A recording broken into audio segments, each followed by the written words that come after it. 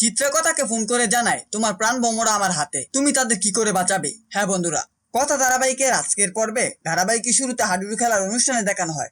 সেখানে দুপক্ষের খেলা চলছিল। অন্যদিকে চিত্রার পাঠানো দুজন গুন্ডা বাইরে অপেক্ষা করছিল এবং তারা লালিকে ফোন করে। লালি তাদের বলে তোমরা বাইরে থাকো, সুযোগ বুঝে আমি তোমাদের ফোন করে ভেতরে ডেকে নেব। এরপর কথা বিপক্ষ দলের সাথে হাডুডু খেলতে যায় এবং জয়ী হয়। খেলা শেষে চিকি ও মাফিন একে অপরকে জড়িয়ে ধরে বলে আমরা আলাদা টিমে খেললেও আমরা দুজনই এক, আমরা তো বোন।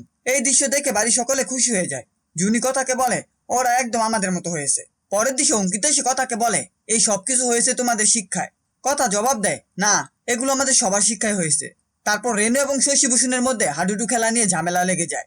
রেনু শশীভূষণকে বলে হাঁটু ব্যথা নিয়ে কি দরকার ছিল এভাবে খেলায় নামার। তখন কথা জুস নিয়ে আসে। শশীভূষণ বলে এগুলো নবীনদের বেশি করে খাওয়াও, ওদের এনার্জির প্রয়োজন। একথা নিয়ে অগ্নি এবং শশীভূষণের মধ্যে আবার ঝামেলা বাঁধে। অন্যদিকে বাচ্চা দুটো বলাবলি করছিল, আবার এদের মধ্যে ঝামেলা বেঁধে গেছে। তখন চিকি বলে কথা আমার সব ঠিক করে দেবে। এই ঝামেলার মধ্যে সুযোগ বুঝেই লালি গুন্ডা দুটোকে ভেতরে ডেকে পাঠায় বাচ্চা দুটোকে নিয়ে যাওয়ার জন্য। সেই সময় কথা ঝগড়া মেটানোর চেষ্টা করছিল, ঠিক তখনই গুন্ডারা ভেতরে এসে বাচ্চা দুটোকে কিডন্যাপ করে নিয়ে যায়। পরের দিকে কথা বাড়িতে ফেরার জন্য বাচ্চাদের খুঁজতে থাকে, কিন্তু কোথাও খুঁজে পায় না। এরপর সে বাড়ির লোকজনদের জানায়, সবাই মিলে খুঁজতে থাকে, কিন্তু বাচ্চাদের খোঁজ মিলে না। তখন অগ্নি বলে হয়তো ওরা বাড়িতে চলে গেছে। এরপর সকলেই বাড়ি ফিরে প্রতিটি ঘর খুঁজতে থাকে, কিন্তু তবুও কোথাও বাচ্চাদের পাওয়া যায় না। এরপর কথা লালিকে জিজ্ঞেস করে। লালি বলে সে কিছু জানে না, বরং অভিনয় করে সে বাচ্চাদের খুঁজতে শুরু করে। অন্যদিকে আমরা দেখি বাচ্চা দুটো কান্না করতে করতে কথাকে ডাকছিল, কথা মা আমাদের ধরে নিয়ে যাচ্ছে। বাচ্চাদের কান্না দেখে গুন্ডারা ধমক দিয়ে চুপ থাকতে বলে। পরের দৃশ্যে কথা এবং বাড়ির বাকি সদস্যরা বাইরে বেরিয়ে লোকদের ধরে ধরে জিজ্ঞেস করতে থাকে তারা বাচ্চাদের দেখেছে কিনা, কিন্তু কেউ কোনো খবর দিতে পারে না। তখন কথা এবং জুনি কান্নায় ভেঙে পড়ে বাচ্চাদের জন্য।